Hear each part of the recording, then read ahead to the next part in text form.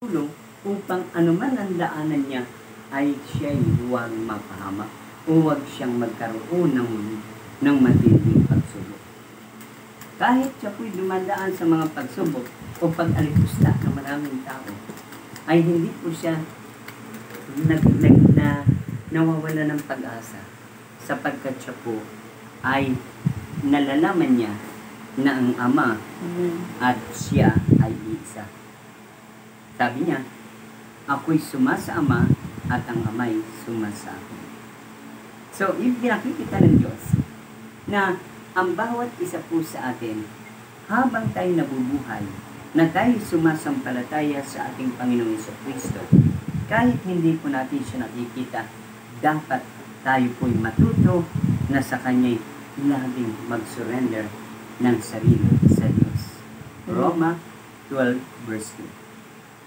Sabi po ng Roma 12 verse 2, kaya't mga kapatid, hinihikayat ko kayo, ialay ninyo ang inyong mga sarili, isang buhay na haying na nakalulugod sa Diyos.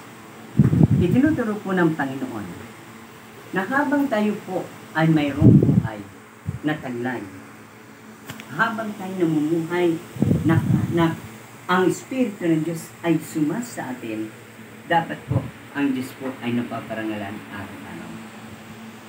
Ang Diyos po ay dapat nabibigyan natin ng kapurihan at kaluwalhatian. Sapagkat itinuturo po ng Panginoon na tayo nabubuhay hindi sa sarili lamang, tayo nabubuhay para din sa iba. Kaya nga may kantang, walang sino man ang nabubuhay para sa sarili lamang. So itinuturo po ng Diyos na kaya itinatagubilin niya ang kanyang Espiritu sa kanyang Ama, sapagkat siya po ay aalis na sa mundo ito. Dahil alam niya na siya po ay mamamatay. So tinuturo ng Panginoon din na habang tayo po nabubuhay at di naman tayo pa kukunin ng ating Panginoon, dapat tayo po laging manalangin. Lucas 18 verse 1. Laging manalangin.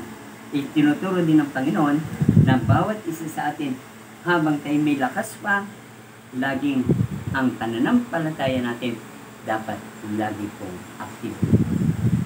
Yun. Kaya kahit po tayo ay naghihirap,